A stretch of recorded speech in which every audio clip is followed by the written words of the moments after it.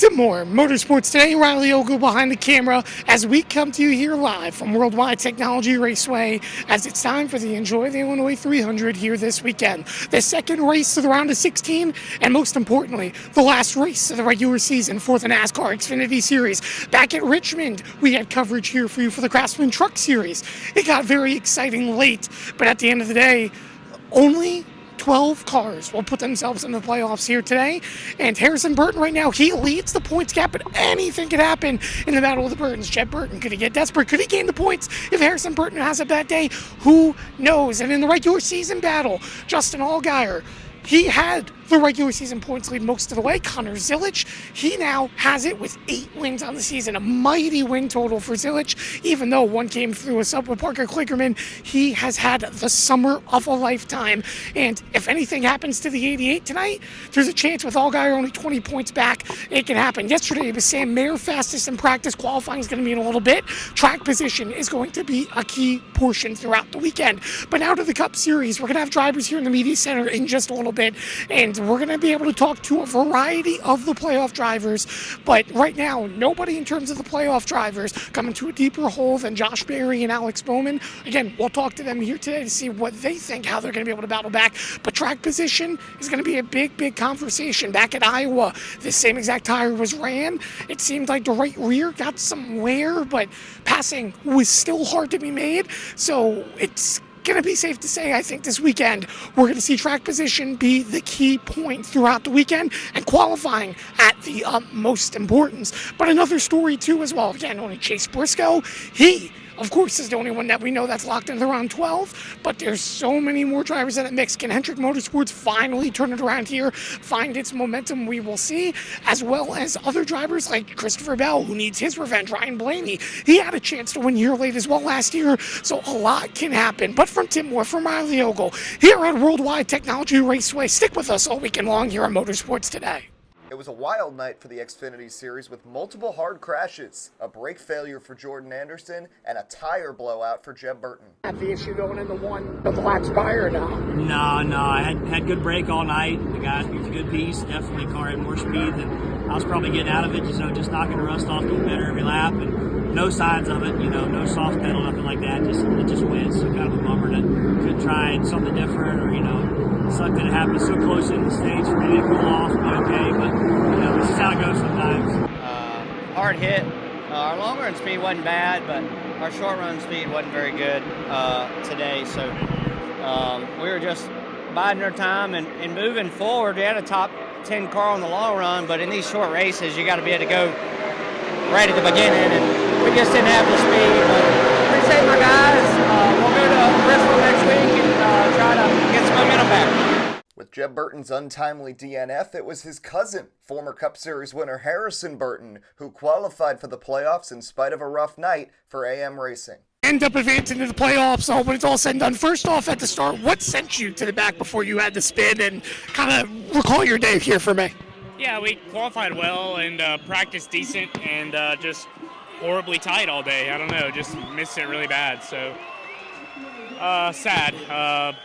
sad about our day, but happy about the playoffs. So it's a good chance for us for some redemption on getting over tonight. Tonight was not acceptable on my end, on our race team's end, on all our ends. So we left it up to chance. Got fortunate that no new winners, so would have loved to have been up there to have a say in it, but just kind of watching at the end. So disappointed but happy at the same time.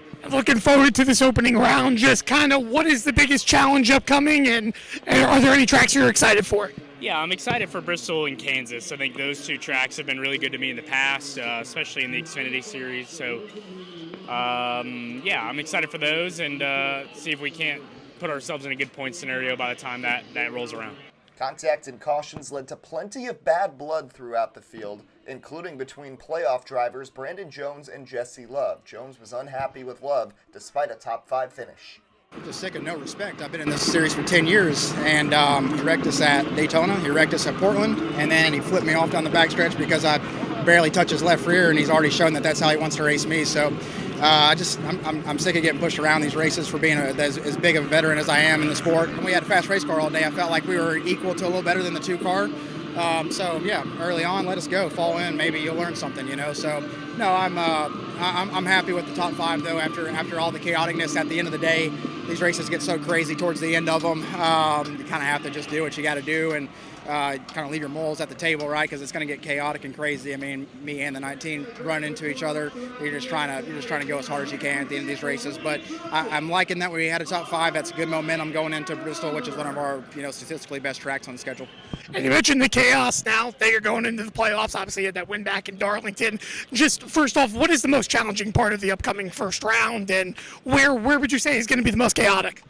This first round actually is my best. If you look at all the tracks in it with Bristol and Kansas and some of these places we're going to go to, really, really good first round. So we just got to capitalize. We got to have days like we did today where we can be in that top 5 and have chances to win races at the end of the day. You get to the second round, that's when you get the Roval and Talladega and some of those tracks in there that, are a little bit more of a wild card, I guess you could say. So we just got to have a solid first round and build us a good points gap and a points lead, and be going into that second round with a good enough buffer. If you do have a bad Dega or a bad Roval, right, you can afford it.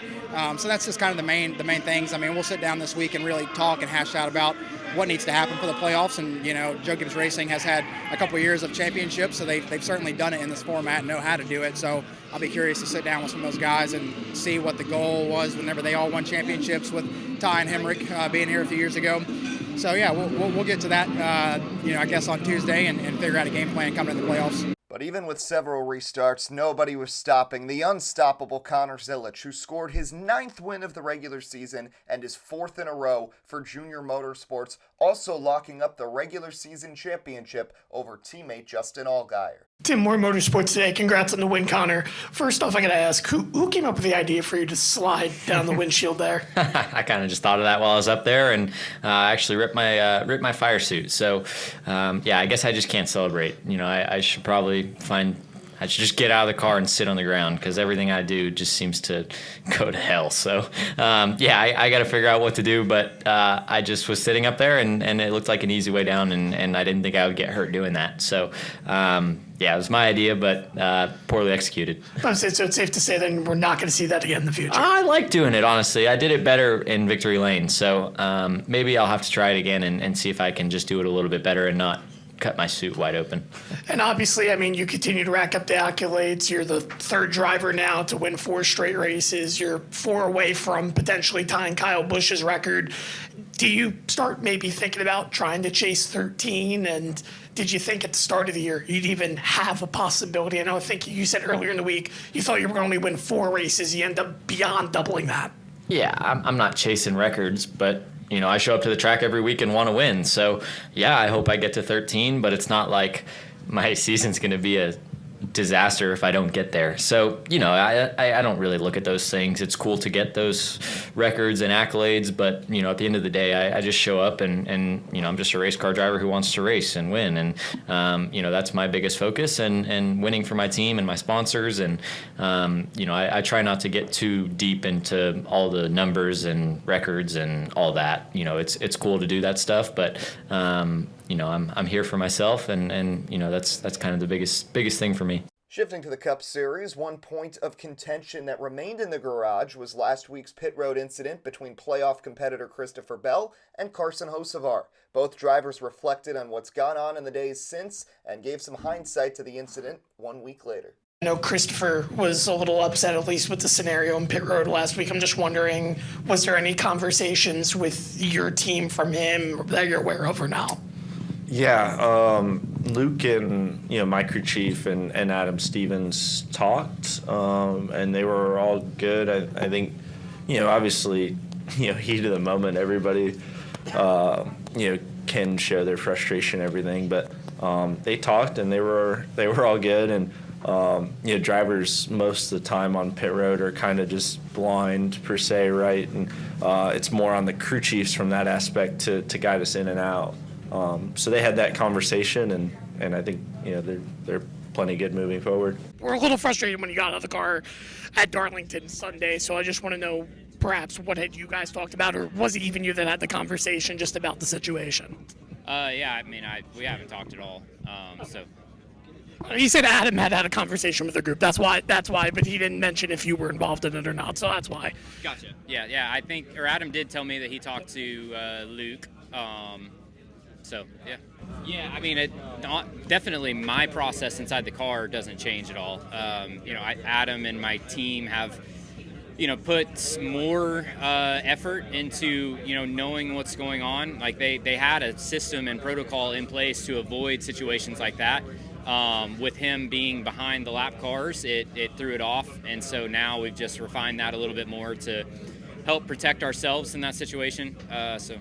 If last week's frustration wasn't enough, last year was a tough time for Christopher Bell at Gateway. He was the dominant car, but blew an engine late. Is there any extra motivation when you come here this year? Obviously, last year you had the best car. You pretty much were going to win before you had the issue. So was this a date you had circled for yourself? Well, it's definitely one we were excited about whenever they came out with the schedule. We saw it was in the playoffs. And, yeah, I don't know why, but the mile tracks, or I know it's a little bit over, but it falls into that category, have been really good for us. So certainly we were excited about it whenever we saw it on the schedule.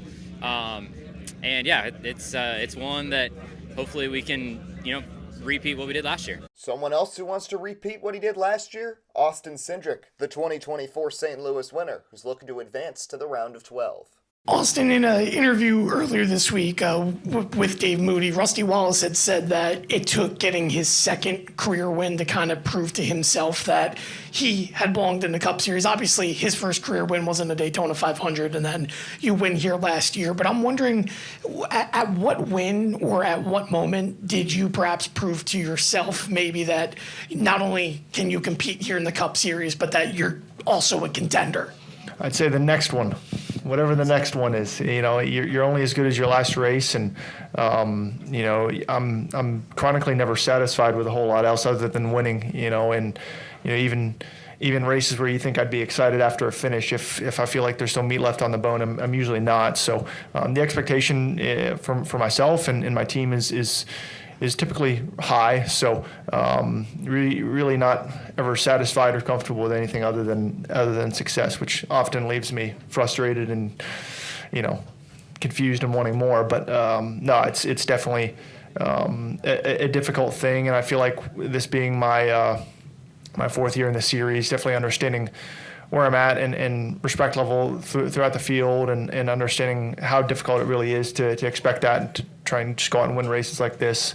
It's a tough series, but it makes it that much more satisfying to do it. But it's a challenge to do it at Gateway, a flat track that weighs heavily on your gearing and your braking. Ryan Blaney spoke about how St. Louis is just so difficult. 5th to 3rd, back up to 5th, down to 4th for 3 and 4, and then back up to 5th. It's a lot of stress on everything. So you're trying to make sure that when you just single downshift, you're trying not to over rev, and then when you add another one in there, it's really easy to over rev, and I think you see a lot of engine issues here just because of that if you get too quick with it. So that's a concern, and then just trying to get your car balanced in each end. It's never going to be perfect both ends. It's just what can you live with, where do you want to be good, where do you play to your strengths, and just maybe what's the weaker spot.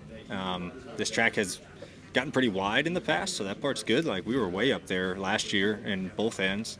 So it's how can your car move around. Another wrinkle this weekend, a different tire compound, reminiscent to what was run last month at Iowa. Christopher Bell and Alex Bowman both shared their thoughts on what to expect. And at Iowa, some drivers' responses to me was that it seemed like when the right side, or the right rear tire in particular, had gotten hot, it felt like it kind of tanked a little bit and was hard to get back.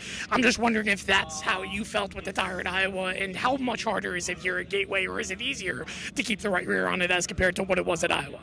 I don't know. It's going to be interesting to see how it reacts, but certainly the tire change at Iowa made the track super sketchy. Like, practice was one of the most, intimidating practice sessions that we'd had with that new tire. And Iowa, the track is definitely a lot different, having the old asphalt on the straightaways and corner entry, and then blending into the new asphalt, where here you don't have that aspect of it. But I am interested to see how the tire reacts here, because it was hair-raising at Iowa for sure. Are you expecting it to at least react the same, or? Yeah, probably less fall off here, I would assume, but we'll wait and see, right? I haven't been on the racetrack yet. It's a lot cooler. It's a pretty cool weekend in general, so that kind of always points to less fall off, but we're going to find out here shortly. This weekend marks just the 4th Cup race at World Wide Technology Raceway and the first in the playoffs. But one common denominator from the first 3, the experienced guys have found their way to the front. Denny, I'm wondering here at Gateway now, this is the 4th time through. The first 3 races, we have tended to see the veteran drivers perform better than the younger drivers in pretty consistent numbers. So I'm wondering, is there anything to that of why we've seen the veterans here in particular as compared to other tracks stand out more? Or does it just have to do with where you qualify and just the situation?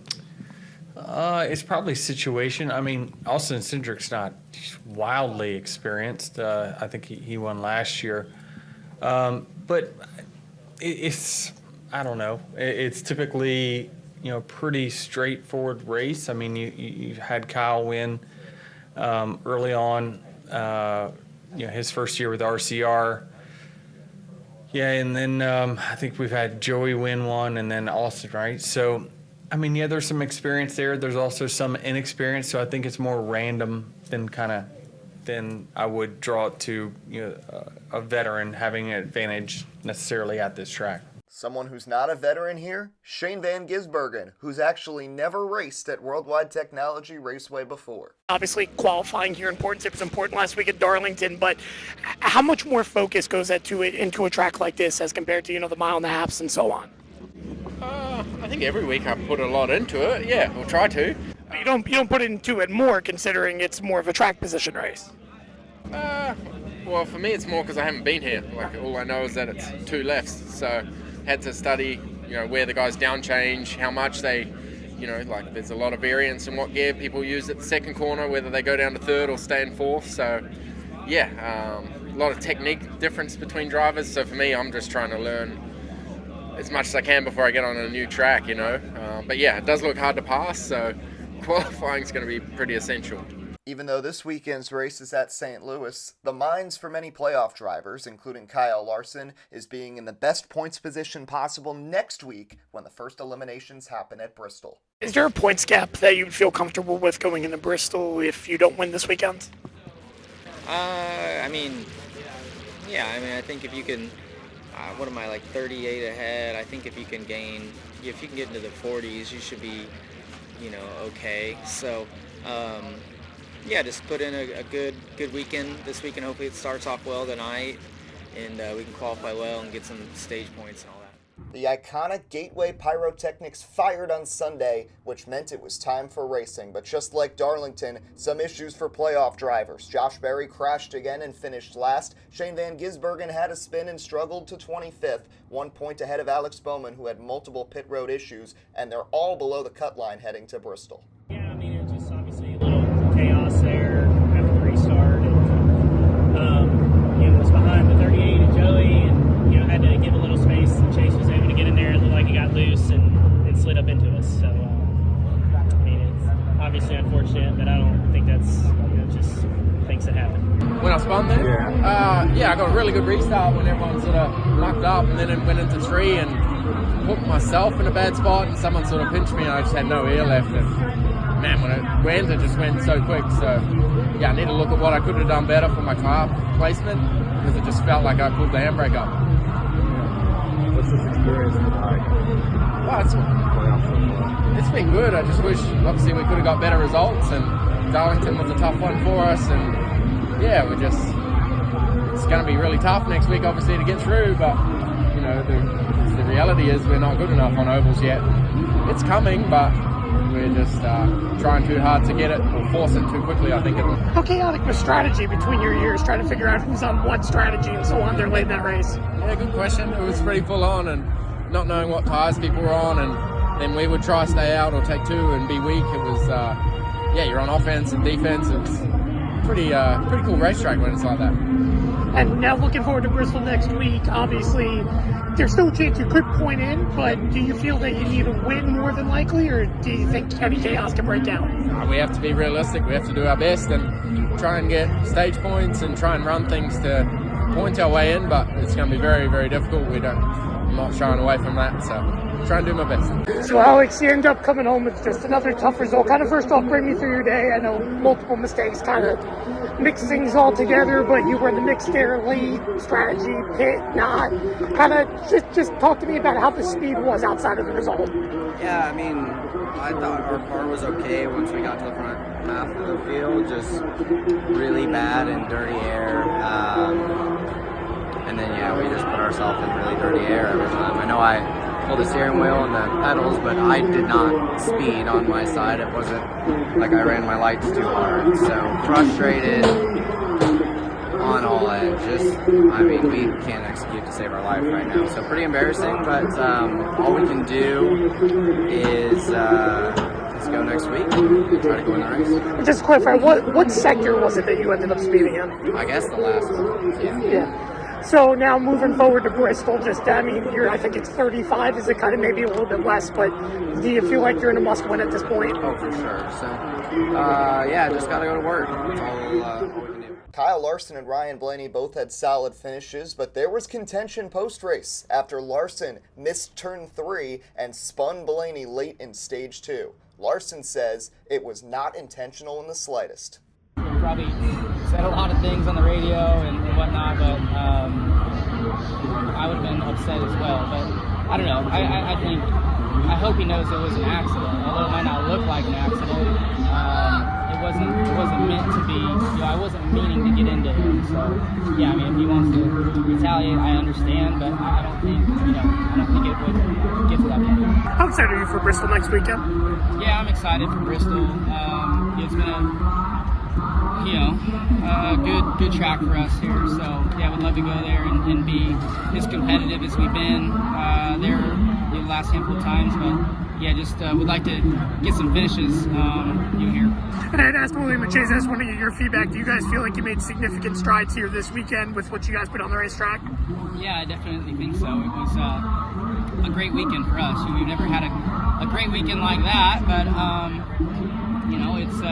it's cool. So yeah, just proud of the Hendrick Motorsports organization. It obviously wasn't a great Darlington for any of us, but to rebound and I guess I don't know where Alex finished, but William, Chase, and myself were really competitive today. So yeah, proud of the team. It was another great day for Bubba Wallace, who won a stage, led 80 laps, and is now more than 50 points above the cut line heading into the elimination race at Bristol on Saturday night.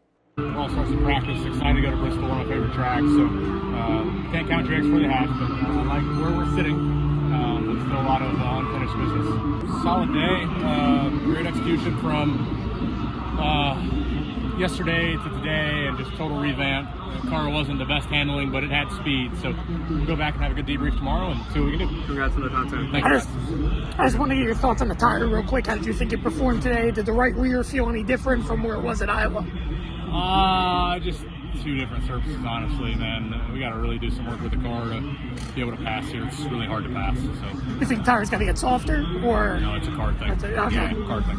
Yeah. In spite of the passing issues, Denny Hamlin had no problems navigating back to the front after starting on pole and hanging on for his 5th win of the year, the 59th of his career, and the 200th for Toyota in NASCAR's Top Series. Coach Gibbs talked about that win and the significance for Toyota. Denny Hamlin talked about the confidence in the JGR camp with 2 drivers locked into the round of 12, and he also weighed in on the tire situation. This is the first time since 2019 where as an organization in the Cup Series you guys have cracked the double-digit mark with 10 wins.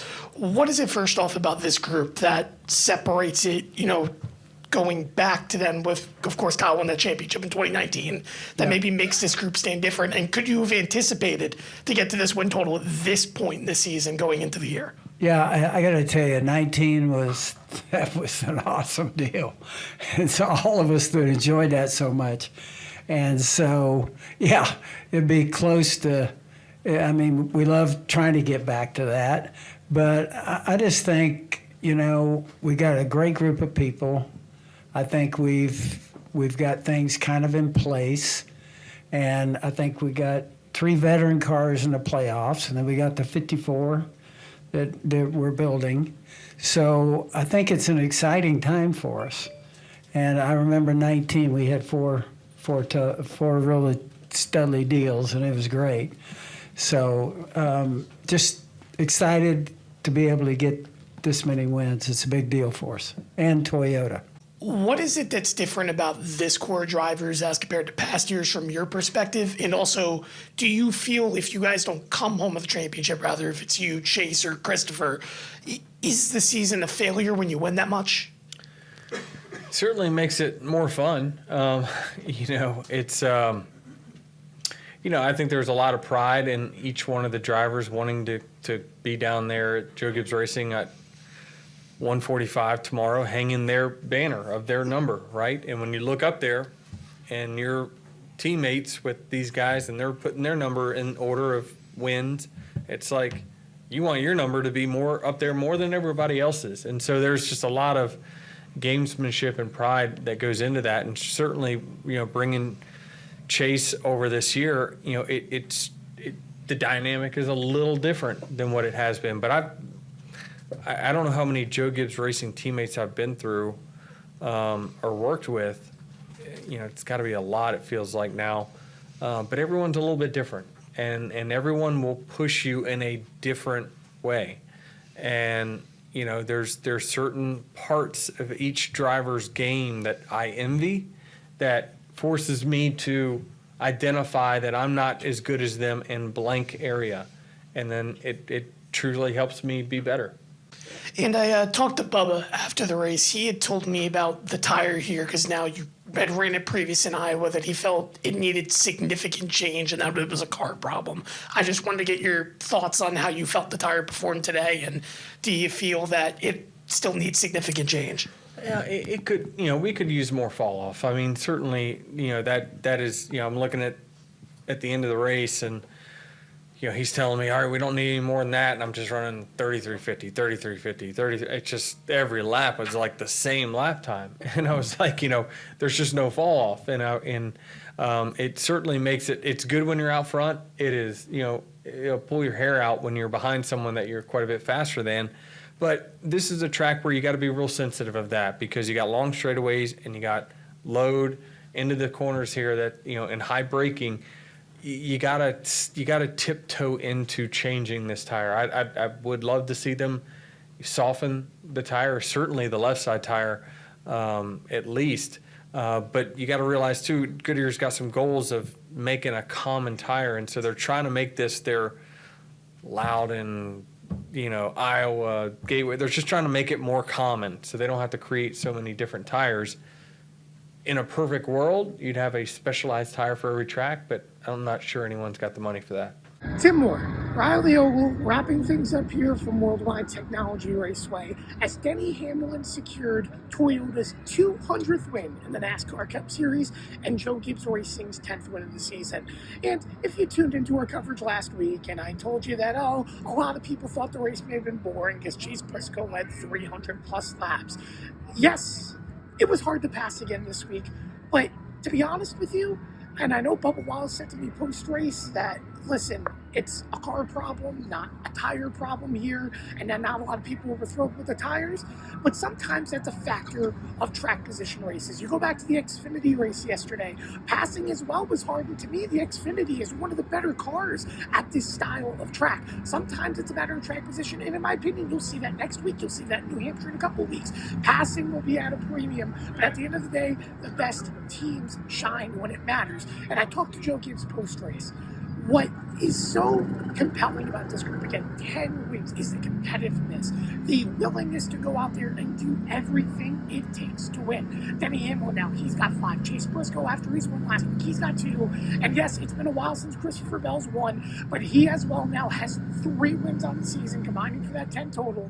And it's just simply a special group for Joe Gibbs Racing where you put the question, I asked Denny Hamlin as well, is it a failure if you guys don't win the championship? And while Denny didn't exactly answer if it would be a failure or not, he did say that this core in general is something special and that they're all pushing each other to try to strive to their absolute top, to not just win races, but get the best out of it. And really, again, they're not complacent. So going back to where they were in 2019, this is definitely a special Joe Gibbs crew.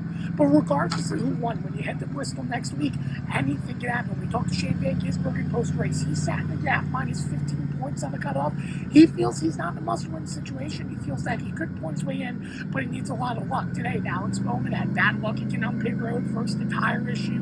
Then, even though he insisted in the after race he hadn't spent the final sector, that was a nail in the coffin for him for another poor finish. Bowman is in a must-win situation pretty much going into Bristol next week, as well as Austin Dillon and Josh Perry. Joey Logano had great days. Kyle Larson, William Byron, they felt they made improvements here as well, but there's so much more. But one thing's for sure, when we head to Bristol next week, it's going to be under the lights. It's going to be in prime time, and it's going to be exciting. But from Tim Moore, from Riley Ogle here at World Wide Technology Raceway, it's been one spectacular weekend, and we'll see you in a couple weeks when we head back to the Midwest to Kansas. It should be a good one when we get there. But thank you all for watching, and have a wonderful rest of your weekend.